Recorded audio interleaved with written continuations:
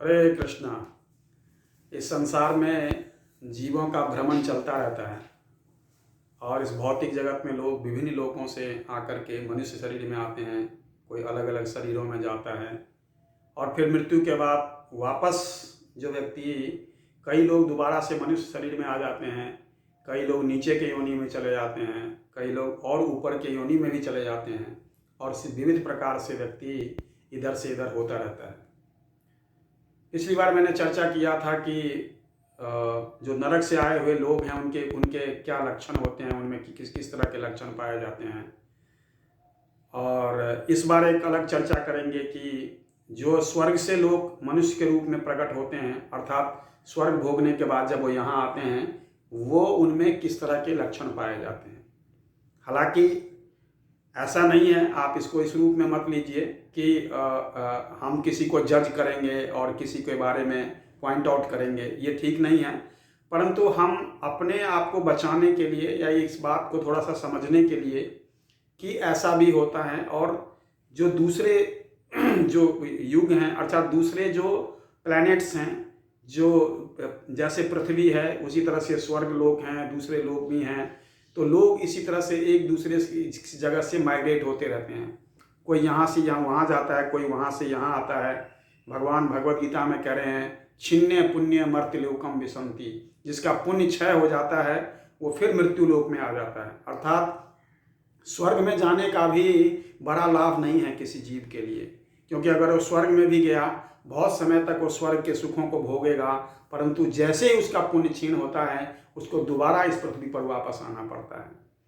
और ये इस भ्रमण जो है उस जीव के लिए चलता ही रहता है तब तक जब तक वो स्वयं इस चीज़ को रोक ना दे।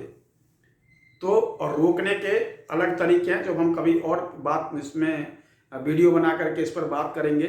परंतु इसमें प्रमुख रूप से जो स्वर्ग से आए हुए लोग होते हैं उनमें बताया जाता है कि उनके अंदर 4 तरह के प्रोमिनेंट लक्षण पाए जाते हैं। अर्थात 4 तरह की चीज़ें अगर किसी मनुष्य में दिखाई देता है तो ये समझा जाता है कि ऐसा व्यक्ति जो है वो स्वर्ग से आया हुआ है। पद्म पुराण में के सृष्टि खंड में चैप्टर 51 के वर्ष नंबर 131 में ऐसी चर्चा की गई है कि जो व्यक्ति स्वर्ग से आता है उसके अंदर, उसमें लिखते हैं वो कि स्वर्गस्थितानां इह जीवलोके चत्वारि तेषां हृदये बसन्ति दानं प्रशस्तं मधुरा च वाणी देवार्चनं ब्राह्मणं तर्पणं च।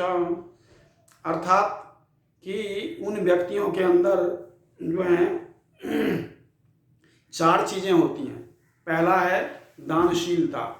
दानशीलता का मतलब क्या है कि उसके अंदर दान देने की प्रवृत्ति होती है, अर्थात वो दान देने की तरफ प्रवृत्त रहता है। ऐसा नहीं है एक बार दान दे दिया, साल में किसी को 2 बार दे दिया या कहीं दे दिया, ठीक है अब हमारा ये तीसरी हो गया, ऐसा नहीं है। ऐसे व्यक्तियों के स्वभाव में होता है वो निरंतर कुछ न कुछ जो है वो दान करते रहते हैं, उनके ये स्वभाव में आ जाता है।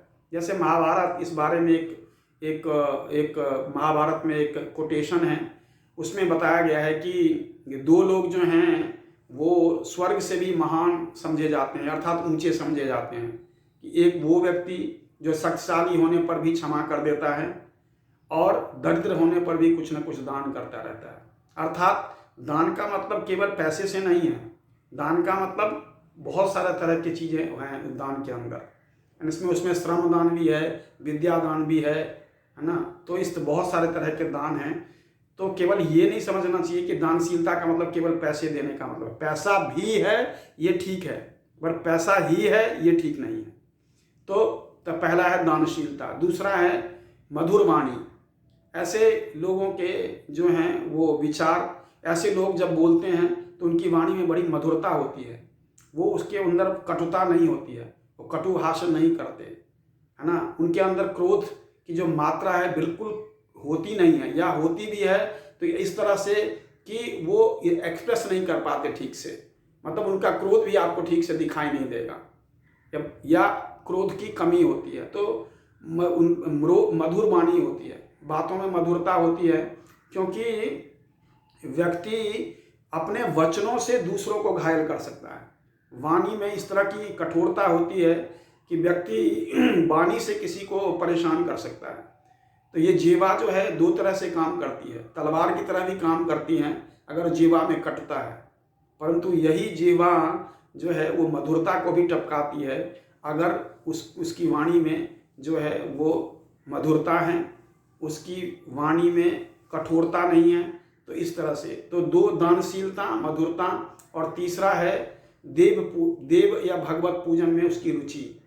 देवता के पूजन में और भगवान के पूजा करने में उनकी रुचि होती है, स्वाभाविक रुचि होती है। वो देव पूजन करेगा, भगवत पूजन करेगा, ये स्वाभाविक रुचि होती है स्वर्ग से आने वाले लोगों के अंदर। और चौथा है वो ब्राह्मणों के प्रति सम्मान प्रदर्शित करता है। वो ब्राह्मणों का पूजक होता है, ब्राह्मणों के प्रति सम्मान और आदर दिखाता है, ब्राह्मण का हितैषी होता है और शास्त्रों के वचनों में सहज रूप से विश्वास करने वाला होता है। तो ये जो चार चीज़ें हैं विशेष रूप से ऐसा बताया गया है पद्म पुराण में कि ये उन लोगों के अंदर होता है जो स्वर्ग से गिरने के बाद जो है वो पृथ्वी पर मनुष्य के रूप में जन्म लेते हैं। हरे कृष्णा।